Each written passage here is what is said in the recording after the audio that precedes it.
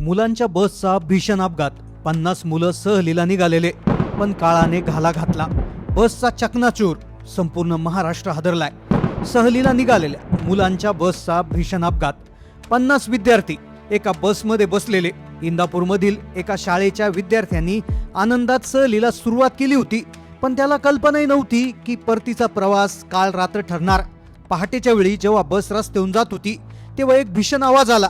आजूबाजूचे लोक हादरून गेले. घटनास्थळाकडे धावले. बसची मोडतोड झालेली अवस्था पाहून कोणालाच वाटलं नव्हतं की याच्यात कुणी वाचेल. सुरुवातीला सगळ्यांना एक अपघात वाटला, पण जेव्हा याचं एक भीषण सत्य समोर आलं, जे ऐकून आता महाराष्ट्रातल्या प्रत्येक पालकाचा थरकाप उडालाय. खरं तर आनंदात ही सहल पूर्ण करून सगळे विद्यार्थी आणि शिक्षक घराकडे परतत होते. सगळे गाढ झोपेत असताना पहाटेच असं काय घडलं की ज्यामुळे या एसटीचा भीषण अपघात झाला. त्यानंतर रुग्णवाहिका, तपास यंत्रणा तातडीनं कामाला लागल्या. एका बाजूला दवाखान्यात ते झुंज देत होते विद्यार्थी, तर दुसरीकडे पोलीस या अपघाताचं कारण शोधत होते. जेव्हा या अपघाताचं कारण उघडकीस आलं तेव्हा सगळ्यांना धक्का बसला. आता कोणतेही पालक मुलांना बसमध्ये बसायला घाबरू लागले आहेत, कारण की चालकाची ही एक अशी चूक होती की हे बसचा बिघाड होता. खरं सत्य जेव्हा उघडकीस आलं तेव्हा बसने जे पालक मुलांना शाळेला पाठवतात त्या सगळ्या पालकांच्या पायाखालची जमीन सरकली, कारण की 99% ड्रायव्हर ही चूक करतात आणि ज्यामुळे प्रत्येक मुलाला धोका निर्माण झालाय. मग नक्की काय घडलं होतं त्या बसमध्ये? नेमकं का ती बसचा चकनाचूर झाला? ड्रायव्हरची ती अशी कोणती चूक आहे की जी प्रत्येक ड्रायव्हर करतो? चला जाणून घेऊया संपूर्ण सविस्तर रिपोर्टमध्ये. खरं तर तो दिवस अतिशय आनंदाने सुरू झाला होता. इंदापूर तालुक्यातील बावडा येथील शिवाजी महाविद्यालयात प्रचंड उत्साहाचं वातावरण होतं, कारण बऱ्याच दिवसापासून ज्या क्षणाची विद्यार्थी वाट पाहत होते तो क्षण अखेर आला होता.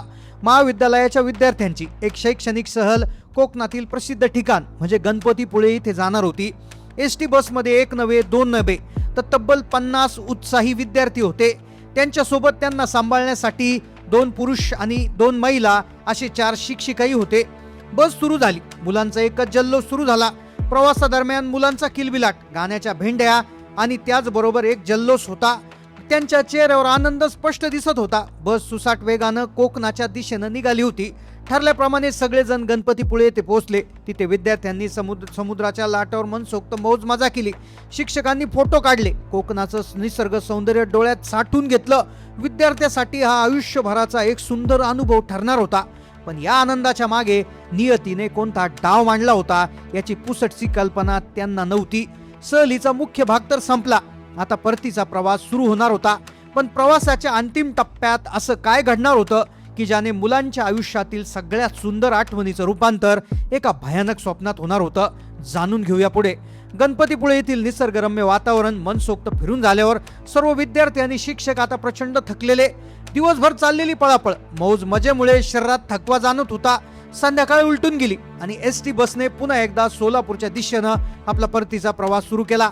बस जशी पुढे जाऊ लागली तशी बसच्या आतील मुलांची ऊर्जा कमी होऊ लागली. मगाशी जो मुलांचा गलका आणि किलबिलाट होता तिथे आता एक संत शांतता पसरली. थकल्यामुळे एका पाठोपाठ एक विद्यार्थी एसटीच्या सीटवर झोपी गेले. शिक्षकांनी सुटकेचा श्वास सोडला. तेही विश्रांती घेऊ लागले. रात्रीचा अंधार गडद होत चालला होता. रस्त्यावरील वाहनांची वर्दळ कमी झाली होती. फक्त एसटीच्या इंजिनचा आवाज त्या शांततेत घुमत होता.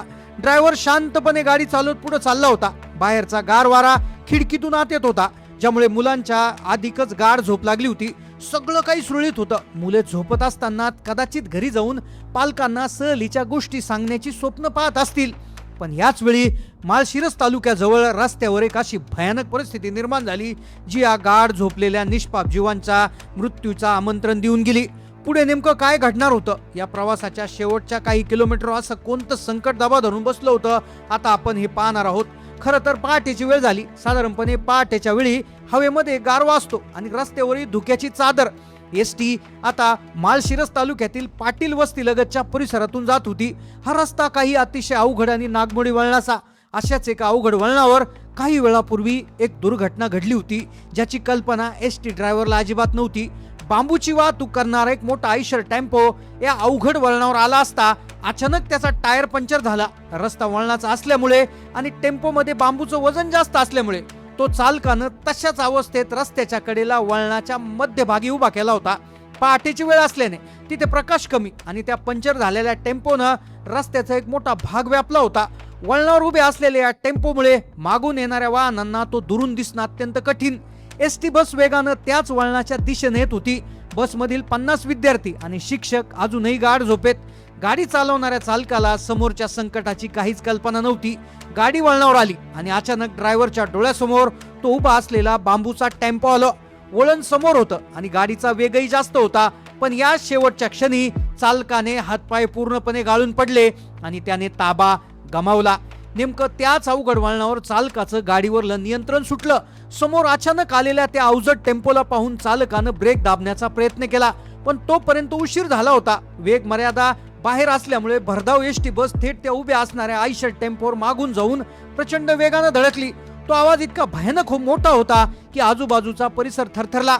एक प्रचंड कानठळ्या बसवणारा आवाजासह एसटी बसचा पुढचा भाग टेम्पोच्या आत घुसून चकनाचूर झाला. गाडीच्या काचा फुटल्या, लोखंडी पत्रा वाकला आणि काही क्षणात होत्याचं नव्हतं झालं.